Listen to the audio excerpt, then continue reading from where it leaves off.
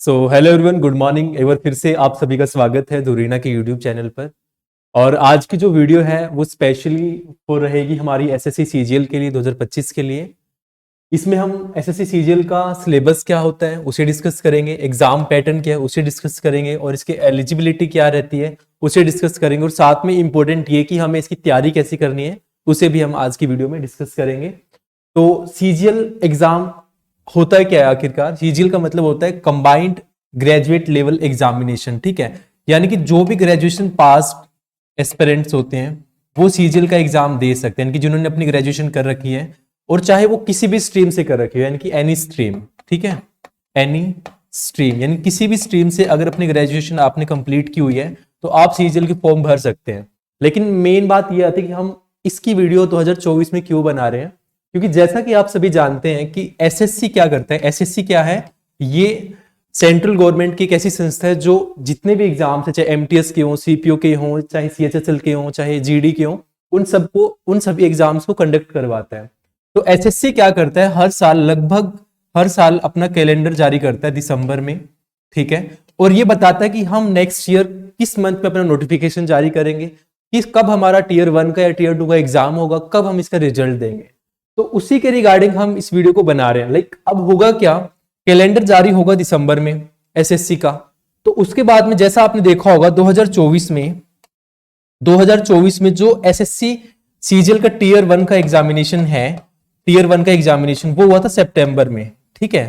और अभी जो इसका टीयर 2 का एग्जामिनेशन है वो होगा अभी जनवरी में, है ना, नेक्स्ट ईयर 2025 के अंदर, ठीक है। तो इससे हमें क्या पता चल रहा है कि हमें उसका शेड्यूल पता है, एग्जाम होगा कब, टीयर 1 टीयर 2।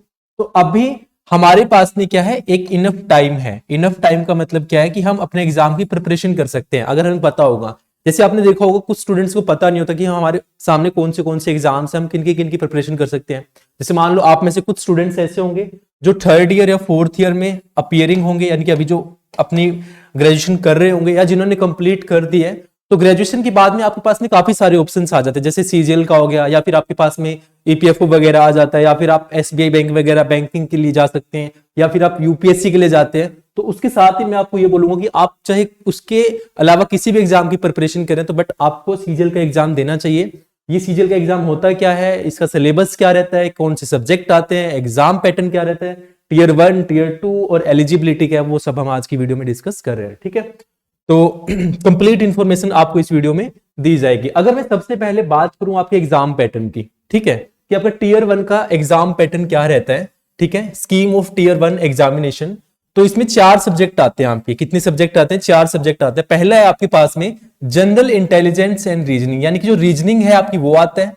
जनरल अवेयरनेस यानी कि आपका जीके आता है। क्वांटिटेटिव एप्टीट्यूड यानी कि आपका मैथ्स आता है। इंग्लिश कॉम्प्रिहेंशन यानी कि आपका इंग्लिश लैंग्वेज का भी इसमें एग्जाम होता है, पेपर आता है। तो जिसमें आपके हर सब्जेक्ट से 25 क्वेश्चन आते हैं, नंबर ऑफ क्वेश्चंस 25 25 25, और जो एक क्वेश्चन है आपका वो होता है 2 नंबर का। तो यानी कि 50 मार्क्स आपके टोटल होते हैं, ठीक है। तो कितने 100 क्वेश्चंस आते हैं और 200 मार्क्स आपके इसमें रहते हैं। किसमें? टीयर 2 की बात कर रहे हैं, सॉरी टीयर 1 की बात कर रहे हैं, ठीक है। और इसमें क्या रहता है, आपकी 0.50 की क्या रहती है, नेगेटिव मार्किंग भी रहती है, इनकी अगर आप गलत आंसर देते हैं तो आपके इतने नंबर क्या है, काट लिए जाएंगे। तो ये क्या है, हमारा टीयर 1 का एग्जाम पैटर्न है सीजीएल का, ठीक है। अगर हम टीयर 2 की बात करें, ठीक है, अच्छा एक बात और है, जो टीयर 1 है वो सभी के लिए ही मैंडेटरी होता है, चाहे आप किसी भी स्ट्रीम से, आप चाहे स्टैटिस्टिक्स के लिए या फिर किसी अन्य पोस्ट के लिए अलग से कर रहे हैं, आपको टीयर 1 क्वालिफाई करना ही पड़ेगा।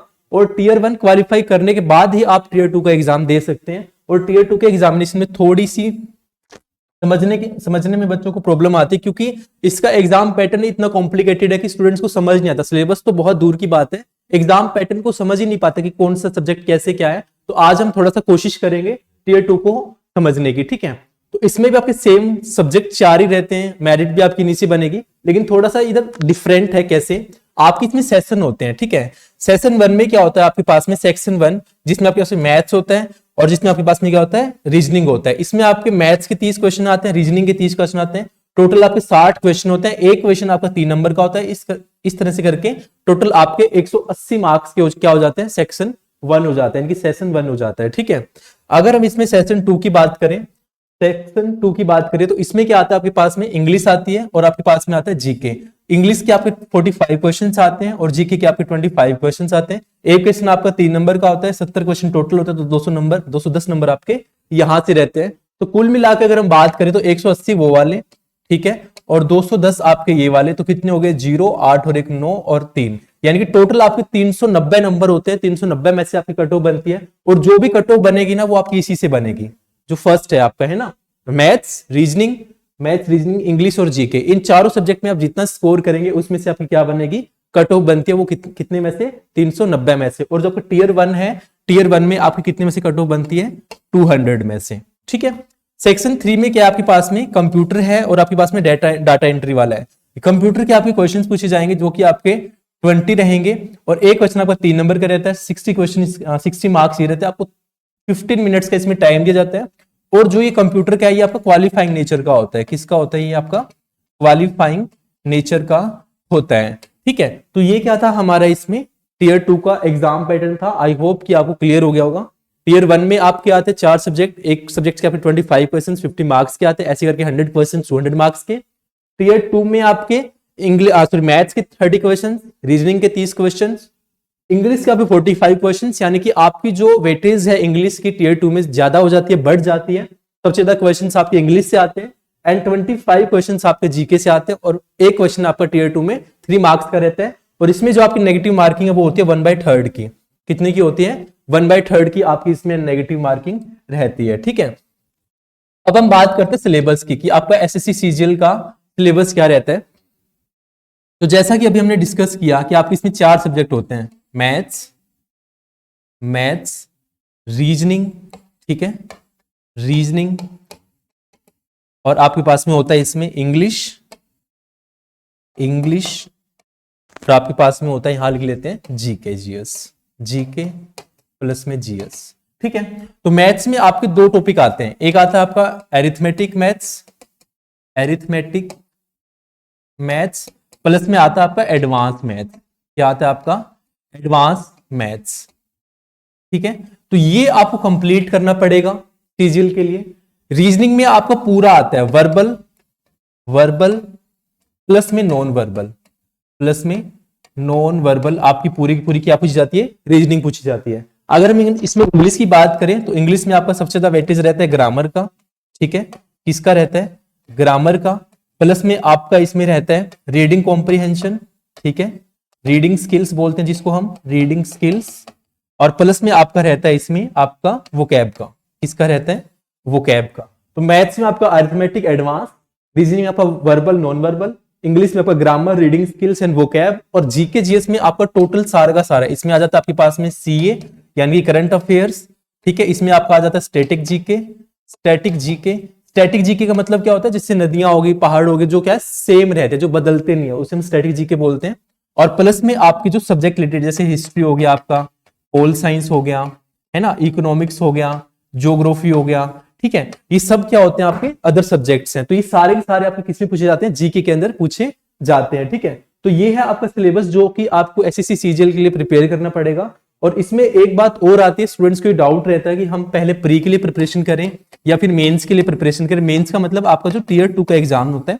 तो मैं आपको यही बोलूंगा, सजेस्ट करूंगा कि प्लीज आप दोनों को एक साथ लेकर चलें। ये ना सोचे कि अभी मैं प्री के क्वेश्चन लगाऊंगा, पहले प्री क्वालिफाई करूंगा, उसके बाद में मेंस की अलग से तैयारी करूंगा, ऐसा कुछ नहीं है। सेम सिलेबस रहेगा। ऐसा नहीं है कि आपका टीयर 1 में ये पेपर आएगा और टीयर 2 में पेपर चेंज हो जाएंगे, ऐसा नहीं होता है। टीयर 1 में भी आपके 4 सब्जेक्ट रहेंगे, यही सेम टॉपिक्स आएंगे। टीयर 2 में भी आपके सेम टॉपिक्स आएंगे और सेम ही आपके सब्जेक्ट्स रहेंगे। तो आप इन्हें बिल्कुल कंप्लीट अच्छे से कर लीजिए। जैसा कि मैंने आपको बताया कि आपका लगभग जो नोटिफिकेशन है इसका सीजीएल का, आपको जून जुलाई में देखने को मिलता है, ठीक है। जो इसका नोटिफिकेशन है आपको जून जुलाई में देखने को मिलता है। एग्जाम आपका इसका होता है सितंबर में, ठीक है, टीयर 1 का। और उसके बाद में आपका जो टीयर 2 का एग्जाम होता है वो 2 से 3 महीने में, यानी कि दिसंबर या जनवरी में आपका करवा लिया जाता है, जैसा कि आपने अभी 2024 में देखा ही होगा, ठीक है। तो ये हुआ हमारा सिलेबस का डिस्कशन कि आपका सिलेबस क्या रहेगा, आपको प्रिपरेशन कैसे करनी है, वो हम थोड़ा आगे डिस्कस कर लेते हैं। तो इसमें मेनली यही कहेंगे कि आप जो भी अपना सिलेबस है बिल्कुल बेसिक टू एडवांस, ठीक है, बेसिक टू एडवांस क्लियर कीजिए, ठीक है, बेसिक टू एडवांस क्लियर कीजिए। आप जो भी टॉपिक कर रहे हैं उसके नोट्स बनाइए, शॉर्ट नोट्स, ठीक है। और जो भी आप टॉपिक करते हैं उसके पीवाईक्यू जरूर कीजिए, क्योंकि पीवाईक्यूज अगर आप नहीं करेंगे तो आपका वो टॉपिक अधूरा माना जाएगा, आपको वो लगेगा ही नहीं कि आपका टॉपिक कवर हो चुका है। क्योंकि आपको पता है कि जितने भी एसएससी के अंदर क्वेश्चंस आते हैं, एसएससी के अंदर क्वेश्चंस आते हैं वो क्या रहते हैं, आपके पीवाईक्यू बेस्ड रहते हैं। क्या रहते हैं? पीवाईक्यू बेस्ड रहते हैं, यानी कि सारे के सारे जो आपके क्वेश्चन पूछे जाते हैं वो पीवाईक्यू ही पूछे जाते हैं लगभग। ठीक है, तो आपको पीवाईक्यूज करने चैप्टर वाइज, आप मॉक टेस्ट लगा सकते हैं साथ के साथ में। और सबसे पहले आप अपनी प्रायोरिटी दीजिए किसको? अपने सिलेबस को, कि मैंने सबसे पहले अपने चारों सब्जेक्ट्स का क्या करना है, सिलेबस कवर करना है। अगर मैं रीजनिंग की बात करूं तो रीजनिंग में आप सिंपली क्या कर सकते हैं, डायरेक्टली जो पीवाईक्यूज है उन्हें करिए, इसका कोई सिलेबस नहीं होता। मैं तो ये बोलूंगा आप डायरेक्टली क्वेश्चंस कीजिए। कौन से वाले? पीवाईक्यूज। जैसे मान लो आपने ब्लड रिलेशन उठाया, ठीक है, क्या किया आपने? ब्लड रिलेशन वाला टॉपिक लिया, और ब्लड रिलेशन में क्या किया आपने? मान लो शुरू के 20 क्वेश्चन किए, तो शुरू के 20 क्वेश्चन में हो सकता है आपको प्रॉब्लम आएगी, लेकिन जैसे आप 20 के बाद में जाएंगे ना, 21, 22, 23, 25, 20, 30, 35 तक जाएंगे, तब आपके अंदर इतनी कॉन्सेप्चुअल क्लैरिटी हो जाएगी, आपको पता चल जाएगी हमें ब्लड रिलेशन में करना क्या है, और आपके फिर क्वेश्चंस बनते ही जाएंगे और गलत होने की संभावना बहुत कम हो जाती है। तो रीजनिंग के अंदर आप क्या कीजिए, ओनली प्रैक्टिस पे फोकस कीजिए। मैथ्स का आपको करना ही पड़ेगा, आप 100% देंगे, आपको उससे बियॉन्ड आपको देना ही पड़ेगा, तभी आप मैथ्स कोशिश कर सकते हैं। और मैथ्स के लिए नीडेड होता है आपका रेगुलर प्रैक्टिस। इंग्लिश के लिए आपको डेली पढ़ना पड़ेगा, ग्रामर आपका बहुत अच्छे से क्लियर होना चाहिए, साथ में आपकी वोकैब अच्छी होनी चाहिए, और रीडिंग कॉम्प्रिहेंशन को हम थोड़ा सा कम में रख सकते हैं। और बाकी जीके जीएस में, जैसे स्टैटिक जीके की बात करें, स्टैटिक को आप रट नहीं सकते। अगर कोई सोचे कि मैं स्टैटिक को रट लेता हूं, तो ऐसा नहीं होगा, आपको ओनली पढ़ना होगा। जैसे मान लो आपने फोक डांसेस पढ़े, तो आप 4-5 बार पढ़ते रहिए, उन्हें मॉक टेस्ट देते रहिए, तो आपको तभी जाकर वो याद होंगी। और जब आप पढ़ते हैं बार बार, तो आपके माइंड में कहीं ना कहीं वो आ जाती हैं, छप जाती हैं बातें, और फिर जब आप एग्जाम में बैठते हैं तो कहीं ना कहीं आप उसे सही करते ही हैं। तो ये आपका स्टैटिक का हो गया, और मैंने आपको जीके का बता दिया कैसे करना है। तो इस तरह से आप अपने एग्जाम के लिए प्रिपरेशन कर सकते हैं। और साथ में आपको एक बिल्कुल स्ट्रक्चर्ड एजुकेशन चाहिए, आप अच्छे से प्रिपरेशन करना चाहते हो, तो आप उसके लिए प्ले स्टोर से धुरीना एप्लीकेशन को डाउनलोड कर सकते हैं। वहां पर आपको टॉप एजुकेटर्स के द्वारा सीजीएल हो या फिर सीएचएसएल हो या एमटीएस हो, जीडीओ, सभी कोर्सेज आपको अवेलेबल मिल जाएंगे। तो आप वहां से उन्हें बाय करके अपनी प्रिपरेशन को और बूस्ट भी कर सकते हैं। तो आज की वीडियो यहीं तक रहेगी, एंड आई होप कि आपको जो भी इंफॉर्मेशन दी गई है वो पसंद आई होगी। आप वीडियो को लाइक कर सकते हैं, अपने दोस्तों के साथ में जरूर शेयर करना। आज के लिए इतना ही, धन्यवाद, जय हिंद, जय भारत।